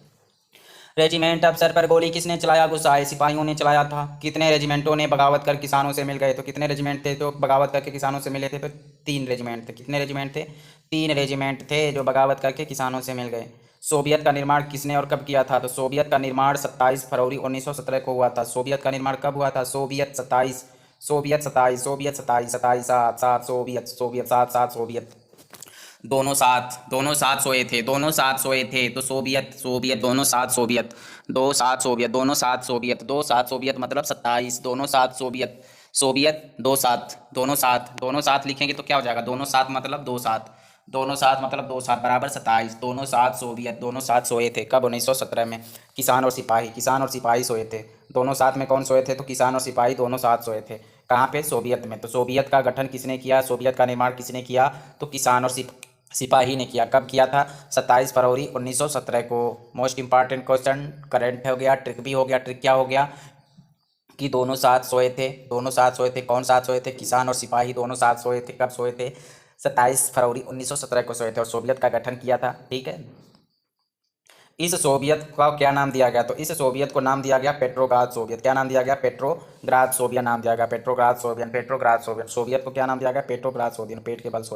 पेट के बल सोया पेट्रोग्राद सोवियत। जार ने देखो जार ने गद्दी कब और किसकी सलाह पर छोड़ दी? तो जार ने निकोलस द्वितीय था। कब गद्दी छोड़ता है? तो 2 मार्च 1917 को गद्दी छोड़ देता है। कब छोड़ता है? 2 मार्च 1917 को गद्दी छोड़ता है। किसके कहने पर? तो सैनिक कमांडर की सलाह पे गद्दी छोड़ता है। किसके कहने पर? सैनिक कमांडर की सलाह पे गद्दी छोड़ देता है। अंतरिम सरकार किसने बनाई थी? तो अंतरिम सरकार सोवियत और ड्यूमा की सरकार ने बनाई थी। अंतरिम सरकार किसने बनाई? सोवियत और ड्यूमा की सरकार ने बनाई। अंतरिम सरकार का क्या निर्णय लिया? तो अंतरिम सरकार का निर्णय लिया गया कि रूस के भविष्य का फैसला संविधान सभा को सौंपा जाएगा। चुनाव सार्वभौमिक मताधिकार द्वारा होगा। फरवरी 1917 की क्रांति का झंडा किसके हाथ में था? फरवरी 1917 की क्रांति का झंडा पेट्रोग्राड की जनता के हाथ में था। किसकी जनता के हाथ में था? तो पेट्रोग्राड की जनता के हाथ में था। अंतरिम सरकार में कौन कौन प्रभावशाली लोग शामिल थे? तो सैनिक अधिकारी थे, भूस्वामी थे और उद्योगपति थे। यानी अंतरिम सरकार का जो निर्णय किया गया था उस निर्णय में कौन कौन प्रभावशाली लोग शामिल थे? तो सैनिक अधिकारी थे, भूस्वामी थे और उद्योगपति थे। कौन सा वर्ग जल्द से निर्वाचित सरकार चाहते थे? तो जो उदारवादी और समाजवादी थे वह निर्वाचित सरकार चाहते थे। कैसी सरकार चाहते थे? तो निर्वाचित सरकार चाहने वाले कौन थे? तो उदारवादी और समाजवादी थे। रूस में निर्वाचन का तरीका कैसे था? तो रूस में जो निर्वाचन का तरीका था हर जगह अलग अलग था। हर जगह कैसा था? अलग अलग था। सब जगह सोवियत किस आधार पर बनाई जा रही थी? तो सब जगह सोवियत, पेट्रोग्राड सोवियत के आधार पर बनाई जा रही थी। लेनिन रूस वापस कब आया था? तो लेनिन रूस वापस 1917 में आता है। किसकी सहयोग से आता है? तो जर्मनी के सहयोग से आता है। कब आता है? मार्च 1917 में आता है। अप्रैल में कब पहुंचता ये पेट्रोग्राड कब पहुंचता है? तो यह पेट्रोग्राड 1917 में पहुंचता है, अप्रैल में। बोल्शेविक युद्ध का विरोध कब से कर रहे थे? तो बोल्शेविक युद्ध का विरोध 1914 से कर रहे थे। बोल्शेविक युद्ध का विरोध कब से कर रहे थे? तो बोल्शेविक जो थे युद्ध का विरोध 1914 से कर रहे थे। लेनिन का बयान क्या था? लेनिन का बयान था कि सोवियत को सत्ता अपने हाथ में लेनी चाहिए। यानी लेनिन ने क्या बयान दिया था? तो लेनिन ने बयान दिया था कि सोवियतों को सत्ता अपने हाथ में लेनी चाहिए। लेनिन ने अप्रैल थीसिस क्या थी? लेनिन की अप्रैल थीसिस थी युद्ध समाप्त किया जाए, जमीन किसानों के हवाले की जाए, बैंकों का राष्ट्रीयकरण किया जाए। किसने कहा था? लेनिन ने कहा था कि युद्ध को समाप्त किया जाए, जमीन किसानों के हवाले की जाए, बैंकों का राष्ट्रीयकरण किया जाए। लेनिन ने बोल्शेविक पार्टी का नाम बदलकर क्या रख दिया? तो लेनिन ने बोल्शेविक पार्टी का नाम बदलकर कम्युनिस्ट पार्टी रख दिया। कम्युनिस्ट पार्टी क्यों रखा गया? तो कम्युनिस्ट पार्टी रखने का उद्देश्य था कि रेडिकल उद्देश्य को स्पष्ट करने के लिए। किस उद्देश्य को? रेडिकल उद्देश्य को स्पष्ट करने के लिए कम्युनिस्ट पार्टी नाम रखा गया था। अप्रैल थीसिस से बोल्शेविक पार्टी के ज़्यादातर लोग हैरान क्यों थे? उन्हें लगता था कि समाजवादी क्रांति के लिए अभी सही समय नहीं है। बोल्शेविक पार्टी के लोग किसका समर्थन के पक्ष में थे? तो बोल्शेविक पार्टी के जो लोग थे वो अंतरिम सरकार के समर्थन में थे। बोल्शेविक पार्टी के लोग जो थे वो किसका समर्थन के पक्ष में थे? तो बोल्शेविक पार्टी जो थी वो अंतरिम सरकार के पक्ष में थी। अंतरिम सरकार का पक्ष रखने वाले ज़्यादातर बोल्शेविक लोग ने क्या महसूस किया कि अंतरिम सरकार जो है वह तानाशाही रूप पकड़ रही है। अंतरिम सरकार बनने के बाद भी क्या हो रहा था कि गर्मी में मजदूर आंदोलन और फैल गया, फैक्ट्री कमेटियां बनने की लगी, उद्योग में भी ट्रेड यूनियन की तादाद बढ़ने लगी, सेना में सिपाहियों की समितियां बनने लगी। जून में अखिल रूसी सोवियत कांग्रेस में कितने प्रतिनिधि भेजे गए सोवियत द्वारा? तो जून में अखिल रूसी सोवियत कांग्रेस में सोवियत द्वारा 500 प्रतिनिधि भेजे गए थे। कितने प्रतिनिधि भेजे गए सोवियत द्वारा? तो 500 प्रतिनिधि भेजे गए। अंतरिम सरकार कमजोर होने से किसकी ताकत बढ़ रही थी? तो अंतरिम सरकार कमजोर होने से बोल्शेविक की ताकत बढ़ रही थी। अंतरिम सरकार ने इसके रोकने के लिए क्या किया? तो दमन का रास्ता अपनाया अंतरिम सरकार ने। बोल्शेविक ने विशाल प्रदर्शन का आयोजन कब किया? तो बोल्शेविक ने विशाल प्रदर्शन का आयोजन जुलाई 1917 में किया था। इस प्रदर्शन का क्या परिणाम हुआ? तो इस प्रदर्शन के परिणाम से अंतरिम सरकार ने दमन करके नेता गिरफ्तार किया। अंतरिम सरकार ने दमन करके नेता को गिरफ्तार किया और कई नेता जो भाग गए थे उनमें कौन था? लेनिन भी था। यानी कि लेनिन फिर एक बार 1917 में भाग गया। इस समय गांव में क्या हो रहा था? तो इस समय गांव में किसान और उनके समाजवादी क्रांतिकारियों नेता भूमि पुनर्वितरण के लिए दबाव डाल रहे थे। किसान और उनके समाजवादी क्रांतिकारी नेता भूमि पुनर्वितरण के लिए दबाव डाल रहे थे। भूमि पुनर्वितरण के लिए किस कमेटी का गठन किया गया था? तो भूमि समितियां बनाई गई थी। यानी भूमि पुनर्वितरण के लिए किस समिति का गठन किया गया था? तो भूमि समितियां बनाई गई थी। किसानों ने जमीन पर कब्जा कब किया? तो किसानों ने जमीन पर कब्जा जुलाई से सितंबर के बीच किया था। कब किया था? किसानों ने जमीन पर कब्जा जुलाई से सितंबर के बीच किया था। जुलाई से सितंबर के बीच जमीन पर कब्जा कब किया था? जुलाई से सितंबर के बीच किया था। जुलाई से सितंबर के बीच। क्यों जुलाई से सितंबर के बीच क्यों ज़मीन पे कब्जा होता है? तो गर्मी में खेत खाली रहता है। गर्मी में खेत क्या रहता है? खाली रहता है। तो गर्मी में खेत खाली रहता है तो नापने में भी उसको फायदा होता है, इसलिए नाप उप के दे दिया जाता है और जुलाई से सितंबर के बीच कब्जा कर लिया जाता है। जमीन पर कब्जा करने की प्रेरणा किसकी थी? तो जमीन पर कब्जा करने की प्रेरणा समाजवादी क्रांतिकारियों ने दी थी। किसने दी थी? समाजवादी क्रांतिकारियों ने दी थी। सोशलिस्ट रिवोल्यूशनरी पार्टी ने दी थी। लेनिन ने सरकार के खिलाफ विद्रोह के बारे में चर्चा कब शुरू की? तो लेनिन ने सरकार के खिलाफ विद्रोह के बारे में चर्चा सितंबर में शुरू की थी। कब शुरू की थी? तो लेनिन ने सरकार के खिलाफ विद्रोह के बारे में चर्चा सितंबर महीने में शुरू की। क्यों? क्योंकि जमीन पर कब्जा हो गया तो चर्चा भाई उसके बाद ही होगा। तो जुलाई सितंबर में कब्जा हो गया तो चर्चा कब शुरू हो रही है? सितंबर में शुरू हो रही है। बोल्शेविकों को कहाँ से इकट्ठा किया गया? तो बोल्शेविकों को सेना और फैक्ट्री की सोवियतों से इकट्ठा किया गया। कहाँ से इकट्ठा किया गया? तो सेना और फैक्ट्री की सोवियतों से इकट्ठा गया। लेनिन पेट्रोग्राड सोवियत और बोल्शेविक पार्टी को सत्ता पर कब्जा करने के लिए कब मनाया? तो 16 अक्टूबर 1917 को। कब मनाया था? 16 अक्टूबर 1917 को। लेनिन पेट्रोग्राड सोवियत और बोल्शेविक पार्टी को सत्ता पर कब्जा करने के लिए कब मनाया? तो 16 अक्टूबर 1917 को मनाया था। 16 अक्टूबर 1917 को। सत्ता पर कब्जा करने के लिए किसका गठन किया गया? तो सत्ता पर कब्जा करने के लिए सैनिक क्रांतिकारी का गठन किया गया। किसका गठन किया गया? सैनिक क्रांतिकारी का गठन किया गया। सैनिक क्रांतिकारी का गठन किसकी तरफ से किया गया था? तो सोवियत की तरफ से किया था। सैनिक क्रांतिकारी का नेतृत्व कौन कर रहा था? तो लियान ट्रॉट्स्की कर रहा था। कौन कर रहा था? लियान ट्रॉट्स्की कर रहा था। यह योजना किस दिन लागू की जाएगी, यह योजना, इसका खुलासा नहीं किया गया था। यानी कि यह योजना किस दिन लागू होगी, इसका खुलासा नहीं किया गया था। इसके लिए कोई डेट निर्धारित नहीं की गई थी। विद्रोह की शुरुआत कब हुई और कहाँ पर हुई, तो विद्रोह का शुरुआत 24 अक्टूबर 1917 को पेट्रोग्राड में बोल्शेविक के, जब विद्रोह शुरू हुआ उस समय रूस का प्रधानमंत्री कौन था, तो जब विद्रोह शुरू हुआ था उस समय रूस का प्रधानमंत्री केरेंस्की था। कौन था, केरेंस्की था रूस का प्रधानमंत्री। केरेंस्की शहर से बाहर क्यों चला गया, तो केरेंस्की शहर से बाहर विद्रोह की आशंका देखकर सैनिक इकट्ठा करने चला गया। यानी विद्रोह की आशंका देखकर सैनिक इकट्ठा करने के लिए वह शहर से बाहर चला गया। विद्रोह को देखकर सरकार के वफादार सैनिक ने क्या किया, तो विद्रोह को देखकर जो सरकार के वफादार सैनिक थे, बोल्शेविकों के अखबार के 2 दफ्तर पर घेरा डाला। किसमें, 2 दफ्तर पर क्या कर दिया, घेरा डाल दिया। बोल्शेविक के टेलीग्राफ टेलीफोन दफ्तर पर नियंत्रण कर लिया। विंटर पैलेस की रक्षा के लिए सैनिक भेजा। क्रांतिकारी समिति ने क्या आदेश दिए, तो क्रांतिकारी समिति ने आदेश दिया कि सरकारी कार्यालय पर कब्जा करने का और मंत्रियों को गिरफ्तार करने का आदेश दिया था। किसने, क्रांतिकारी समिति ने। विंटर पैलेस पर बमबारी किस युद्ध द्वारा हुआ था, तो विंटर पैलेस पर जो बमबारी हुई थी वह अरोरा नामक युद्ध, किससे, अरोरा नामक युद्धपोत से हुआ था। विंटर पैलेस पर किस नामक युद्धपोत से हुआ था, तो अरोरा नामक युद्धपोत से हुआ था। अन्य सैनिक ठिकाने पर कब्जा कैसे हुआ, तो नेवा के रास्ते युद्धपोत द्वारा। यह अरोरा नहीं था, यह अरोरा नहीं था, यह अरोरा नहीं था। यानी नेवा के रास्ते द्वारा अन्य सैनिक ठिकानों पर जो कब्जा हुआ, कैसे कब्जा किया गया, तो नेवा के रास्ते किया गया, युद्धपोत द्वारा। इस युद्धपोत में जमकर गोलीबारी द्वारा तरफ से कहाँ देखने को मिलती है, तो मास्को में। यानी कि इस युद्ध में जो युद्ध हुआ था, इसमें दोनों तरफ से गोलीबारी कहाँ पे देखने को मिलती है, तो मास्को में दोनों तरफ से गोलीबारी देखने को मिलती है, मास्को में। और अरोरा युद्धपोत से हमला कहाँ पे हुआ था, तो विंटर पैलेस पे हुआ था। और नेवा के रास्ते जो युद्धपोत गया था उसके द्वारा दोनों तरफ से गोलीबारी कहाँ पे हो रही थी, तो मास्को में हो रही थी। मास्क पहन के दोनों तरफ से गोलीबारी, डिशुम डिशुम, उधर से भी डिशुम, इधर से भी डिशुम। कहाँ से, रेवा नदी के तट से होती है। शाम ढलते ढलते क्या परिणाम निकले, तो शाम ढलते ढलते पूरा शहर क्रांतिकारी समिति के नियंत्रण में आ गया और मंत्रियों ने आत्मसमर्पण कर दिया। युद्ध के बाद बैठक कहाँ पे हुई, तो युद्ध के बाद बैठक पेट्रोग्राड में हुई, अखिल रूसी सोवियत कांग्रेस के नाम से। इस बैठक में क्या हुआ, तो इस बैठक में बोल्शेविक ने इस कार्यवाही को बहुमत से समर्थन मिला।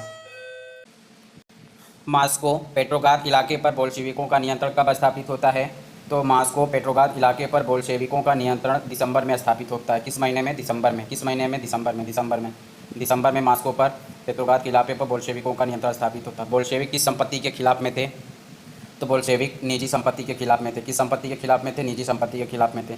ज़्यादातर उद्योगों एवं बैंकों का राष्ट्रीयकरण कब किया गया, तो ज़्यादातर उद्योगों का एवं बैंकों का राष्ट्रीयकरण नवंबर 1917 में किया गया था। कब किया गया था, नवंबर 1917 में।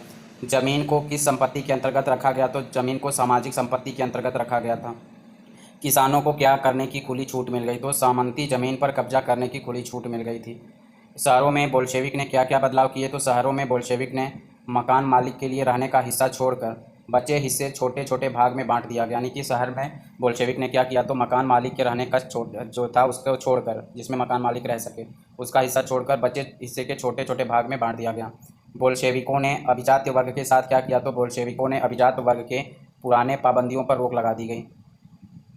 पुराने पाबंदियों पे नहीं, पुराने पदवियों पे पाबंदी लिखा है, पढ़ने भी नहीं आता तुम्हें, कहाँ दुनिया में खोया रहता है भाई। पुराने पदवियों पर रोक लगा दी गई, किसके, अभिजात वर्ग के पुराने पदवियों पर रोक लगा दी गई। सेना और सरकारी अधिकारी में क्या बदलाव किए गए, सेना और सरकारी अधिकारी में क्या बदलाव किए गए, तो उनके पहनावे में बदलाव किया गया। किसमें बदलाव किया गया, उनके पहनावे में बदलाव किया गया। यह बदलाव कब किया गया था, तो 1918 में बदलाव किया गया था। कब बदलाव किया गया था, 1918 में बदलाव किया गया था उनके पहनावे में। परिधान प्रतियोगिता कब आयोजित की गई और क्या बदलाव किया गया, तो परिधान प्रतियोगिता 1918 में आयोजित की गई थी। परिधान प्रतियोगिता कब आयोजित की गई थी, 1918 में। और क्या थी इसमें, क्या बदलाव किया गया था, तो सोवियत टोपी बदलाव किया गया। इसको क्या नाम दिया गया था, बोडियोनोवक्का। क्या कहा जाता था, बोडियोनोवक्का, सोवियत टोपी। किसके पहनावे में, सेना और सरकारी अधिकारियों के पहनावे में बदलाव कब किया गया था, 1918 में। इसको क्या नाम दिया गया, तो परिधान प्रतियोगिता आयोजित की गई थी 1918 में, उसी में सोवियत टोपी बोडियोनोवक्का पहनाया गया था। बोल्शेविक पार्टी का नाम बदलकर क्या किया गया, तो बोल्शेविक पार्टी का नाम बदलकर रूसी कम्युनिस्ट कर दिया गया। कब किया गया, रूसी कम्युनिस्ट पार्टी। तो बोल्शेविकों ने संविधान सभा के लिए चुनाव कब कराए, तो बोल्शेविकों ने संविधान सभा के लिए चुनाव नवंबर 1917 में करवाए थे। कब करवाए थे, नवंबर 1917 में। नवंबर 1917 के चुनाव का क्या परिणाम रहा, नवंबर 1917 में जो चुनाव हुए थे उसका परिणाम क्या रहा, तो इसमें बोल्शेविकों को बहुमत नहीं मिला। किसको बहुमत नहीं मिला, नवंबर 1917 में जो बोल्शेविक के द्वारा चुनाव किए गए थे तो इसमें बोल्शेविकों को बहुमत नहीं मिला। असेंबली ने लेनिन के प्रस्ताव को कब खारिज कर दिया, तो असेंबली ने लेनिन के प्रस्ताव को 1918 में खारिज कर दिया था।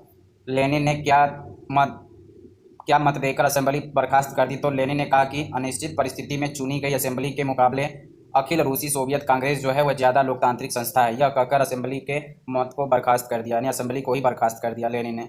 बोल्शेविक ने कब और कहाँ जर्मनी से संधि की। तो बोल्शेविक ने मार्च 1918 में, कब, मार्च 1918 में ब्रेस्ट लिटोवस्क की संधि करी थी। ठीक है, कब संधि करी थी? ब्रेस्ट लिटोवस्क में मार्च 1918 में संधि की थी। अखिल रूसी सोवियत कांग्रेस को, अखिल रूसी सोवियत कांग्रेस को क्या दर्जा दिया गया? तो अखिल रूसी कांग्रेस को देश की सांसद का दर्जा दिया गया। अखिल रूसी सोवियत कांग्रेस को किसका दर्जा दिया गया? देश की सांसद का। रूसी की राजनीतिक व्यवस्था वाला देश बन गया, एक दली वाला राजनीतिक व्यवस्था का देश बन गया। ट्रेड यूनियन पर किसका नियंत्रण था? तो ट्रेड यूनियन पर बोल्शेविक पार्टी का नियंत्रण था। गुप्तचर पुलिस को पहले किस नाम से जाना जाता था? तो गुप्तचर पुलिस को पहले चेका नाम से जाना जाता था। गुप्तचर पुलिस को बाद में क्या नाम दिया गया था? तो बाद में इसको ओजीवीयू तथा एनकेवेडी नाम दिया गया। क्या नाम दिया गया? ओजीवीयू या तथा एनकेवेडी नाम दिया गया। बोल्शेविक की बुरी आदत क्या थी? तो बोल्शेविकों की बुरी आदत थी कि आलोचना करने वालों को दंडित करती थी। बोल्शेविक पार्टी की तरफ कौन सा वर्ग आकर्षित हुआ था? तो बोल्शेविक पार्टी की तरफ युवा लेखक कलाकार आकर्षित हुए थे। कला और वास्तुशिल्प के क्षेत्र में नया प्रयोग कब और किसने किया? तो कला और वास्तुशिल्प के क्षेत्र में नया प्रयोग अक्टूबर 1917 के बाद लेखक और कारीगर। बोल्शेविक पार्टी से लोगों का मोह भंग क्यों होने लगा? तो बोल्शेविक पार्टी ने सेंसरशिप लागू कर दिया, इससे लोगों का मोह भंग होने लगा था। रूस में गृह युद्ध का दौर कब चला? तो रूस में गृह युद्ध का दौर 1918 से 1920 के चला। रूसी सेना क्यों टूटने लगी? तो जमीन का पुनर्वितरण प्राप्त करने के लिए रूसी सेना टूटने लगी थी। बोल्शेविक क्रांति विद्रोह की निंदा किसने की? बोल्शेविक विद्रोह की निंदा किसने की? तो बोल्शेविक विद्रोह की निंदा गैर बोल्शेविक समाजवादी उदारवादी राजशाही समर्थक बोल्शेविक क्रांति का विद्रोह करने लगे। गैर बोल्शेविक नेता कहाँ से संगठन बना रहे थे? तो ताकि बोल्शेविक से लड़ सकें। गैर बोल्शेविक नेता कहाँ से संगठन बना रहे थे ताकि बोल्शेविकों से लड़ सके? तो दक्षिणी रूस से संगठन बना रहे थे गैर बोल्शेविक। बोल्शेविक रेड्स माने जाते थे और गैर बोल्शेविक व्हाइट्स माने जाते थे। 1918 से 1919 तक रूसी साम्राज्य के हिस्से पर किसका नियंत्रण रहा था? 1918 से 1919 तक रूसी साम्राज्य के हिस्से पर सामाजिक क्रांतिकारियों का गठन रहा, जिसको क्या कहा जाता था? ग्रीन्स कहा जाता था। ग्रीन्स, सामाजिक क्रांतिकारियों को ग्रीन्स कहा जाता था। जार समर्थक को क्या कहा जाता था? व्हाइट्स कहा जाता था जार समर्थक को। और लाल रंग की प्रतीक किसके लिए प्रयोग किया जाता था? तो बोल्शेविक के लिए लाल रंग का प्रयोग किया जाता था। ग्रीन सामाजिक क्रांतिकारी और जार समर्थक जो थे वो व्हाइट थे। सफ़ेद रंग का प्रतीक किसके लिए प्रयोग किया जाता था? तो जार समर्थक के लिए। और हरा रंग का प्रतीक सामाजिक क्रांतिकारी के लिए, यानी सोशल रिवोल्यूशनरी के लिए ग्रीन था। बोल्शेविक के खिलाफ लड़ने वालों को किसका समर्थन प्राप्त था? तो फ्रांस का, ब्रिटेन का, अमेरिका का, जापान की टुकड़ियों का समर्थन प्राप्त था। ठीक है, France, Britain, America, Japan Bolshevik के खिलाफ क्यों थे? क्योंकि इन्हें समाजवाद से डर था, इसलिए बोल्शेविक के खिलाफ थे। रूस में लूटमार, डकैती और भुखमरी का दौर कब बढ़ गया था? तो विदेशी टुकड़ियों और बोल्शेविकों के बीच गृह युद्ध के कारण यह दौर सब आ गया था 1918 से 1920 के बीच में। जमीन पर कब्जा करने वाले किसानों के प्रति सख्त रवैया किसने अपनाया? तो व्हाइट्स ने अपनाया था, जो निजी संपत्ति के हिमायती थे। गैर बोल्शेविकों के प्रति लोगों का सोच कैसे गिरने लगा? गैर बोल्शेविकों के प्रति लोगों की सोच कैसे गिरने लगी? तो किसानों के प्रति रक्त रवैया अपनाने से। भूतपूर्व रूसी साम्राज्य के ज़्यादातर हिस्सों पर कब तक बोल्शेविकों का नियंत्रण हो चुका था? तो 1920 तक। भूतपूर्व रूसी साम्राज्य के ज़्यादातर हिस्सों पर कब तक बोल्शेविकों का नियंत्रण हो चुका था? नियंत्रण क्यों अजीब है यार, नियंत्रण 1920 तक हो चुका था। बोल्शेविकों को सत्ता स्थापित करने में किसकी मदद मिली? तो बोल्शेविकों को सत्ता स्थापित करने में गैर रूसी राष्ट्रवादी जैसे पोलैंड मुस्लिम जदीदियों का सहायता मिला था। बोल्शेविकों को सत्ता स्थापित करने की मदद कहाँ नहीं मिली? तो जहाँ रूसी उपनिवेशवादी बोल्शेविक विचारधारा के अनुयायी बन गए थे। जहाँ पर रूसी उपनिवेशवादी थे और बोल्शेविकों विचारधारा के अनुयायी बन गए थे, वो बोल्शेविक को सत्ता स्थापित करने में मदद नहीं की। जहाँ रूसी उपनिवेशवादी बोल्शेविक विचारधारा के अनुयायी बन गए थे, इन्होंने बोल्शेविकों का समर्थन नहीं किया। ये पॉइंट ध्यान देना है कि वह रूसी उपनिवेशवादी जहाँ बोल्शेविक जो थे वह बोल्शेविक विचारधारा के अनुयायी बन गए थे, लेकिन वो उन्होंने भले ही वो बोल्शेविक की विचारधारा को एक्सेप्ट किया था, लेकिन पहले वह नहीं थे, पहले वो दूसरे थे, लेकिन वो रूसी उपनिवेश थे। इन्होंने क्या किया कि ये बोल्शेविक का समर्थन नहीं किया। यहाँ पर राष्ट्रवादी और जदीदी की मदद काम नहीं आई थी। कहाँ पर? यहाँ पे राष्ट्रवादी और जदीदियों की मदद काम नहीं आई। कहाँ पे? जहाँ पे रूसी उपनिवेशवादी बोल्शेविक विचारधारा के अनुयायी बने गए थे, वहाँ पे। बोल्शेविक उपनिवेशिकों ने कहाँ पर समाजवादी की रक्षा के नाम पर स्थानीय राष्ट्रवादियों का कत्लेआम किया? तो खीवा में, मध्य एशिया में। कहाँ पे? खीवा में, मध्य एशिया में। बोल्शेविक उपनिवेशिकों ने कहाँ पर समाजवादी की रक्षा के नाम पर, किसकी रक्षा के नाम पे? समाजवादी की रक्षा के नाम पर स्थानीय राष्ट्रवादियों का कत्लेआम किया, तो खीवा में, मध्य एशिया में। समाजवाद के कत्लेआम की समस्या से निपटने के लिए बोल्शेविक ने क्या किया? तो राज्य के अंतर्गत स्वायत्तता देना शुरू किया। राज्य के अंतर्गत स्वायत्तता देना दिया। समाजवाद के कत्लेआम की समस्या से निपटने के लिए बोल्शेविक ने क्या किया? तो राज्य के अंतर्गत स्वायत्तता देना शुरू कर दिया था। सोवियत संघ का अस्तित्व में कब आया था? तो सोवियत संघ अस्तित्व में दिसंबर 1922 में आया था। कब आया था? दिसंबर 1922 में आया था। सोवियत संघ का उद्देश्य क्या था? सोवियत संघ का उद्देश्य था कि रूसी साम्राज्य में से बोल्शेविकों द्वारा स्थापित किया गया राज्य, यानी रूसी साम्राज्य में से बोल्शेविकों द्वारा स्थापित किया गया राज्य सोवियत संघ के अंतर्गत आएगा। इसकी स्थापना कब होती है? दिसंबर 1922 में अस्तित्व में आया था। राष्ट्रीयताओं के विश्वास को जीतने का प्रयास आंशिक रूप से क्यों सफल हुआ? बोल्शेविकों ने कई चीज़ पर पाबंदी लगा दी थी, स्थानीय सरकारों पर अलोकप्रिय नीति लगाई थी और घुमंतुवाद पर रोकथाम कर दिया था, इसलिए आंशिक रूप से सफल हुआ था। गृह युद्ध के दौरान बोल्शेविकों ने किस प्रक्रिया को जारी रखा? तो गृह युद्ध के दौरान बोल्शेविकों ने बैंकों का राष्ट्रीयकरण और भारी उद्योग की प्रक्रिया को जारी रखा था। किसानों को किस जमीन पर खेती करने की छूट दी गई थी? तो जिसका सामाजिकरण हो चुका था उस खेती पर खेती करने की छूट दे दी गई थी। बोल्शेविकों ने सामूहिकता क्या होती थी इसे बताने के लिए किसका उपयोग करते हैं? तो जब्त की गई जमीन का। बोल्शेविक सामूहिकता क्या होती है इसे बताने के लिए किसके बताने के लिए किसका उपयोग करते थे? तो जब्त की गई जमीन का उपयोग करते थे बोल्शेविक। शासन के लिए कैसी व्यवस्था लागू की गई? तो शासन के लिए केंद्रीकृत नियोजन की व्यवस्था लागू की गई थी। अफसर आर्थिक जांच के लिए कौन सी नीति अपनाई? तो अफसर आर्थिक नीति की जांच के लिए पंचवर्षीय योजना लागू की। पंचवर्षीय योजना में किस पर ध्यान दिया गया? तो पंचवर्षीय योजना में पहली 2 योजनाओं में औद्योगिक विकास पर ध्यान दिया गया। पंचवर्षीय योजना में पहली 2 योजनाओं पे औद्योगिक विकास पर ध्यान दिया गया था। पहली पंचवर्षीय योजना कब हुई थी? 1927 से 1932 तक, और दूसरी पंचवर्षीय योजना कब हुई थी? 1933 से 1938 तक। औद्योगिक विकास को बढ़ावा देने के लिए सरकार ने क्या किया? तो सभी प्रकार की कीमतें स्थिर कर दी। औद्योगिक विकास को किससे मदद मिली? तो केंद्रीकृत नियोजन से मदद मिली थी। केंद्रीकृत नियोजन से क्या लाभ हुए? तो 1929 से 33 के बीच कोयला, तेल और स्टील के उत्पादन में 100% वृद्धि हुई। कोयला, तेल और स्टील के उत्पादन में 100% की वृद्धि हुई और नए औद्योगिक शहर अस्तित्व में आए। स्टील संयंत्र निर्माण का कार्य 3 साल में अंदर पूरा किस शहर में किया गया? तो स्टील संयंत्र निर्माण का कार्य 3 साल के अंदर पूरा किया गया मैग्निटोगोर्स्क में। किसमें? मैग्निटोगोर्स्क में किया गया था। किसमें किया गया था? मैग्निटोगोर्स्क में किया गया था। मैग्निटोगोर्स्क में। अन्य बदलाव कौन से थे? अन्य बदलाव में शामिल था विस्तारित शिक्षा व्यवस्था विकसित की गई, फैक्ट्री के कामगारों और किसानों को विश्वविद्यालय में प्रवेश के खास इंतजाम किए गए थे।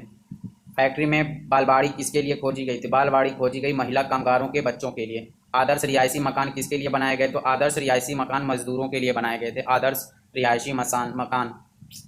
खेती के सामूहिकीकरण का फैसला किसने लिया था? तो खेती के सामूहिकीकरण का फैसला स्टालिन ने लिया था। किसने लिया था? स्टालिन ने लिया था खेती के सामूहिकीकरण का फैसला। नियोजित अर्थव्यवस्था की शुरुआत किस दौर किस तबाही से जुड़ा हुआ है? तो नियोजित अर्थव्यवस्था का शुरुआती दौर खेती के सामूहिकीकरण से जुड़ा हुआ है। यानी कि नियोजित अर्थव्यवस्था का शुरुआती दौर किस तबाही से जुड़ा है? तो नियोजित अर्थव्यवस्था का शुरुआती दौर खेती के सामूहिकीकरण की तबाही से जुड़ा हुआ है। खेत को सामूहिकीकरण करने के लिए क्या तर्क दिए गए थे? तो अनाज की कमी है इसलिए इसलिए खेतों के सामूहिकीकरण करने के लिए तर्क दिया गया था कि अनाज की कमी इसीलिए है कि खेत जो है बटे हैं, क्योंकि खेत जो है वह बहुत छोटे छोटे हैं, इसलिए अनाज की कमी है, इसलिए खेत का क्या करना है? सामूहिकीकरण करना। और खेत की सामूहिकीकरण की योजना किसने लाई थी? तो स्टालिन ने लाई थी। आधुनिक खेत विकसित करने और उन पर आधुनिक कृषि करने के लिए क्या क्या किया गया? यानी कि आधुनिक खेत को विकसित करना है और उस पर आधुनिक कृषि करने के लिए क्या क्या किया गया? तो कुलकों का सफाया किया गया, किसानों से जमीन का छीना गया और सरकार नियंत्रित विशालकाय खेत बनाया गया। स्टालिन ने सामूहिकीकरण की शुरुआत कब की थी? तो स्टालिन ने सामूहिकीकरण की शुरुआत 1925 में की थी। तो ये स्टालिन घुस आया है कब? रूस की क्रांति में स्टालिन घुस आया। ये कब आता है? ये आता है 1925 में। कब? जब लेनिन की मृत्यु हो जाती है। कब मृत्यु होती है लेनिन की? 1924 में लेनिन की मृत्यु होती है। उसके बाद स्टालिन आता है और कब तक रहेगा? 1963 तक रहेगा। 1929 से किसानों को कहाँ खेती करने का आदेश दिया गया? तो 1929 से किसानों को सामूहिक खेत पर खेती करने का आदेश दिया, जिसे क्या कहते थे? कोल खोज कहते थे। क्या कहते थे? कोल खोज। सामूहिक खेती को क्या कहा जाता था? सामूहिक खेती को कोल खोज कहा जाता था। कोल खोज से क्या तात्पर्य है? कोल खोज से तात्पर्य है सामूहिक खेती से। कुलक से क्या तात्पर्य है? कुलक से तात्पर्य है कि रूस में संपन्न किसान। कुलक किसे कहा जाता था? तो रूस में जो संपन्न किसान थे उनको कुलक कहा जाता। क्या कहा जाता था? कुलक कहा जाता था। सामूहिकीकरण खेती क्या होती थी? सामूहिकीकरण खेती क्या कहलाती थी? जब किसान सामूहिक खेती पर काम करते और कोलखाज के मुनाफे को आपस में बांट लेते थे तो उसको क्या कहा जाता था? सामूहिक खेती कहा जाता था।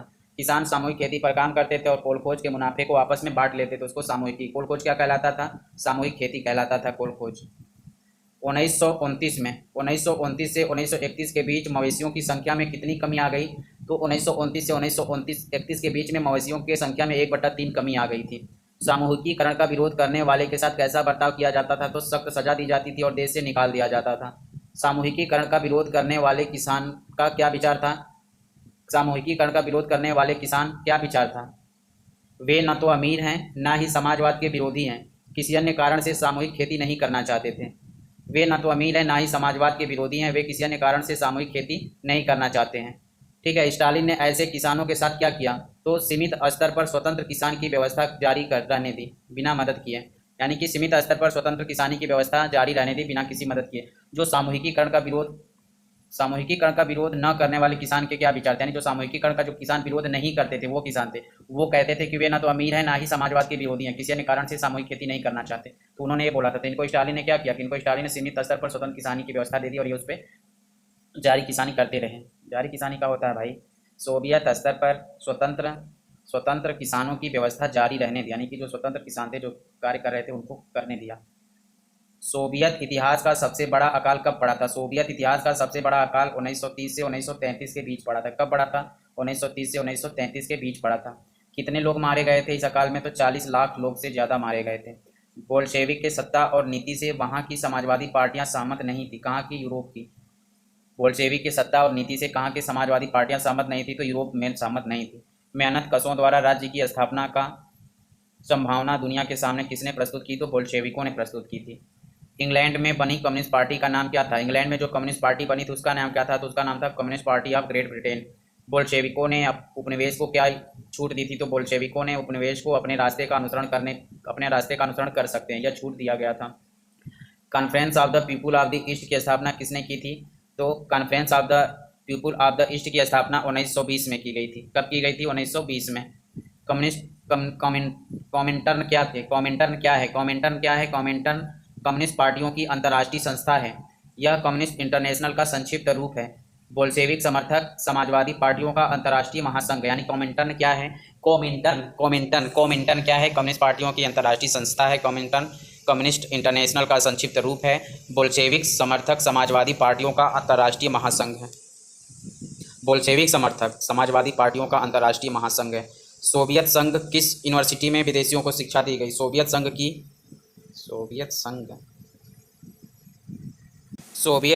को किस यूनिवर्सिटी में विदेशियों को शिक्षा दी गई थी? तो Communist University of the Workers of the East में। Communist University of the Workers of the East में। समाजवाद को विश्व स्तर पर पहचान और हैसियत किसकी वजह से मिली थी? तो सोवियत संघ की हैसियत से। समाजवाद को पहचान कब तक मिल चुकी थी? तो दूसरे विश्व युद्ध के शुरू होने तक सोवियत संघ को पहचान मिल चुकी थी। 1950 के दशक तक के भीतर भी लोग ने क्या अनुमान लगाया था कि सोवियत संघ रूस की क्रांति के आदर्शों के अनुरूप कार्य नहीं कर रही है। सोवियत संघ की इस नाकामी को किस पटल पर देखा गया? तो विश्व समाजवादी आंदोलन के पटल पर देखा गया था। सोवियत संघ इस प्रक्रिया को दिखाने के लिए किस तरह का सहारा लिया गया? तो कहा गया कि पिछड़ा देश महाशक्ति बन गया, उद्योग खेती का विकास हुआ, गरीबों को खाना मिल रहा है। लेनिन नागरिकों को कई तरह की स्वतंत्रता से वंचित रखा गया, विकास परियोजनाओं को दमनकारी नीति द्वारा लागू किया जा रहा है। सोवियत संघ इस प्रक्रिया को दिखाने के लिए किस तरह का सहारा लिया था? समाजवादी स्टालिन था, लेनिन नहीं था, स्टालिन था। नागरिकों को कई तरह की स्वतंत्रता से रखा गया था।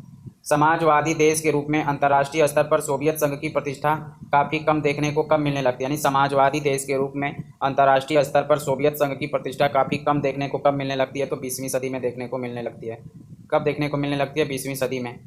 London labour and London poor की रचना किसने की थी? London labour and London poor की रचना हेनरी मैथ्यू ने की थी। किसने की थी? हेनरी मैथ्यू ने की थी। London poor and London labour की रचना हेनरी मैथ्यू ने की थी। हेनरी मैथ्यू ने। London labour London poor, Henry Matthew ने। 1914 का यूरोप। केंद्रीय शक्तियाँ किसके अंदर थी? Germany, Austria, Hungary. मित्र शक्तियाँ में रूसी साम्राज्य, फ्रांस, इंग्लैंड, बेल्जियम, मोंटेनेग्रो। तटस्थ राज्य कौन था? तटस्थ राज्य स्पेन था, डेनमार्क था, स्वीडन था, नॉर्वे था, हॉलैंड, स्विट्जरलैंड, अल्बानिया। ऐसे तटस्थ राज्य जो केंद्रीय शक्तियों में जा मिले, ऐसे राज्य कौन थे जो केंद्रीय शक्तियों में जाके मिल गए? तो वह था बुल्गारिया था, ऑटोमन साम्राज्य था। ऐसे तटस्थ राज्य जो मित्र राष्ट्र में जाकर मिले तो पुर्तगाल, इटली, यूनान, रोमानिया। लॉरेंज टेलीफोन फैक्ट्री में किसने हड़तालों को अकेले अंजाम दिया था? तो मार्फा बासिलोवा ने दिया था। किसने दिया था? मार्फी बासिलोवा ने दिया था। सेलिब्रेटिंग वुमेन की रचना किसने की थी? तो सेलिब्रेटिंग वुमेन की रचना चाई चटर्जी ने की थी। चाई चटर्जी ने। रूस में कब तक जूलियन कैलेंडर का अनुसरण किया गया जाता था? तो 1 फरवरी 1918 तक। 1 फरवरी 1918 तक जूलियन कैलेंडर का अनुसरण किया गया था। ग्रेगोरियन कैलेंडर जूलियन कैलेंडर से कितने दिन आगे चलता है? तो 13 दिन आगे चलता है। ग्रेगोरियन कैलेंडर के अनुसार फरवरी क्रांति कब हुई थी? तो ग्रेगोरियन कैलेंडर के अनुसार फरवरी क्रांति 12 मार्च को हुई थी और अक्टूबर क्रांति 7 नवंबर को हुई थी। ग्रेगोरियन कैलेंडर के अनुसार फरवरी क्रांति कब हुई थी? तो 12 मार्च को हुई थी और अक्टूबर क्रांति 7 नवंबर को हुई थी। रूस में समाजवाद पर बहस कब शुरू हुआ था? तो रूस में समाजवाद पर बहस 1850 से 1880 में शुरू हुआ था। कॉमिंटर्न का गठन कब हुआ था? तो 1919 में हुआ था। मई दिवस का प्रदर्शन कब किया गया था? तो मई दिवस का प्रदर्शन मास्को 1918 में किया गया था। कब? 1 तारीख को। The history of the Soviet collective farm की रचना किसने की थी? तो फादर बेलोव ने की थी। फादर बेलोव ने की थी। इसमें किसका वर्णन किया गया है? तो मुक्त जमीन और युद्ध के खात्मा का वर्णन किया गया है। A cause of native land 2 centuries of Asian village की रचना किसने की थी? तो सर्च समेसन क्या है यार ये। मैक्सिकन कम्युनिस्ट पार्टी का संस्थापक कौन था? तो मैक्सिकन कम्युनिस्ट पार्टी के संस्थापक एम एन राय थे। मेमायर्स की रचना किसने की थी? तो मेमायर्स की रचना एम एन राय ने 1964 में की थी। किर्गिज लोग किस क्रांति पर खुशी से झूम उठे? तो किर्गिज लोग पहली क्रांति फरवरी क्रांति पे झूम उठे थे। और किर्गिज के लोग किस क्रांति से आतंकित थे? तो दूसरी क्रांति यानी अक्टूबर की क्रांति से वह अचंभित थे। पहली क्रांति में खुशी का कारण क्या था? कि जार का दमन हो गया, स्वायत्तता की उम्मीद जगी। और दूसरी क्रांति में अचंभित होने का कारण था कि हिंसा, लूटपाट, करों के बोझ और तानाशाही सत्ता के साथ आई है। किर्गिजों का दमन किसने किया था? तो जार के नौकरशाहों के छोटे से गुटों ने किया था। 1933 में सोवियत का राष्ट्रपति कौन था? तो कालिनिन था। कौन था? कालिनिन था। 1933 में सोवियत का राष्ट्रपति कालिनिन था। कौन था? कालिनिन था। क्रिस्टियानास्किया गजट क्या कहलाता है? तो क्रिस्टियानस्काया गजट, क्रिस्टियाना काया गजट क्या था? कृषक समाचार पत्र था। भारतीय कम्युनिस्टों ने सोवियत संघ के लिए जनमत का निर्माण कब किया था? तो भारतीय कम्युनिस्टों ने सोवियत संघ के लिए जनमत का निर्माण द्वितीय विश्व युद्ध के समय किया था। भारत में कम्युनिस्ट पार्टी की स्थापना कब की गई? 1920 में। रूस जाने वाले ऐसे भारतीय जिन्होंने सोवियत समाजवाद के बारे में लिखा था। तो रूस जाने वाले ऐसे भारतीय जिन्होंने सोवियत समाजवाद के बारे में लिखा था तो वे थे जवाहरलाल नेहरू और रविंद्रनाथ टैगोर। रशियन रेवोल्यूशन, दूसरा Lenin his life his thoughts, और तीसरा द रेड रिवोल्यूशन किताब के लेखक कौन है? तो आर एस अवस्थी है। किसमें लिखा था? हिंदी में लिखा था। आर एस अवस्थी ने किसमें लिखा है? रशियन रेवोल्यूशन पुस्तक, Lenin his life his, the red revolution किताब के लेखक। द रीबर्थ ऑफ एशिया के लेखक कौन है? द रीबर्थ ऑफ एशिया और the Soviet state of Russia. The rebirth of Asia और the Soviet state of Asia के लेखक हैं S D Vidyalankar. S D Vidyalankar, Vidyalankar, Vidyalankar, Vidyalankar, Vidya Vidya Vidya. Historic trips of a revolutionary, historic trips of a revolutionary की रचना किसने की थी? तो शौकत उस्मानी ने की थी।